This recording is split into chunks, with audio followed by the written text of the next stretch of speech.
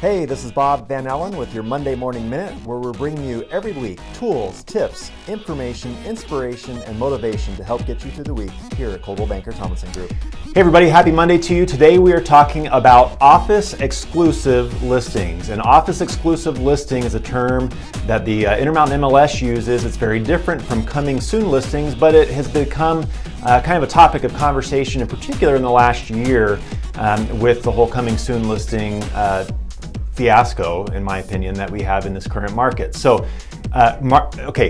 office exclusive listings. These are listings. The definition, quite simply, is this, where the seller says, hey agent, I want you to market my home, but I don't want it on the MLS. I don't want you to put it in the MLS. I don't want you to compensate other brokers. You, listing agent, are going to go out there and try to find the buyer for me. Now, in my humble opinion, as your broker, there are very few instances where this makes sense, very few instances where this actually is a good practice for our sellers.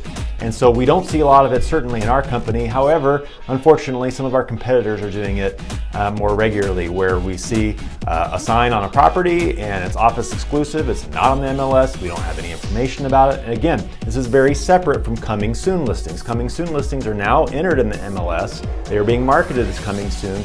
Office exclusive listings are not coming soon. They are not to be entered in the MLS, and the seller has instructed their agent not to do that. So, what are the implications here? Well, number one, if you have an office exclusive listing, you're going to have to get approval from either myself or one of our managing brokers on that. That's an MLS rule. But number two, because again, I don't think there are very many circumstances where it's in the best interest of our seller client.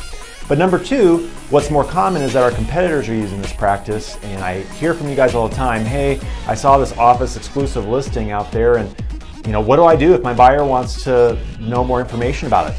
Well, not being in the MLS means that the other broker doesn't have to compensate us. So if you do represent a buyer on that transaction, you need to understand that you need to negotiate your compensation in a compensation agreement with either the buyer or the seller. But number two, the other agent still has to cooperate with us. As a realtor member, as a member of the National Association of Realtors, they're required to cooperate, which means they have to return your calls. They have to have reasonable communication with us about the status of their listing. Is it available? Is it not? What is the nature of that listing?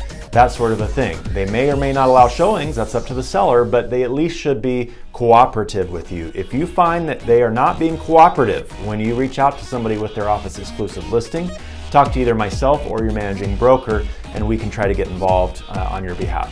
We'll talk a lot more about this during sales meetings this week, and I'm sure there might be some questions. Go ahead and throw those in the Facebook comments below, and we'll see if we can't get a little dialogue going.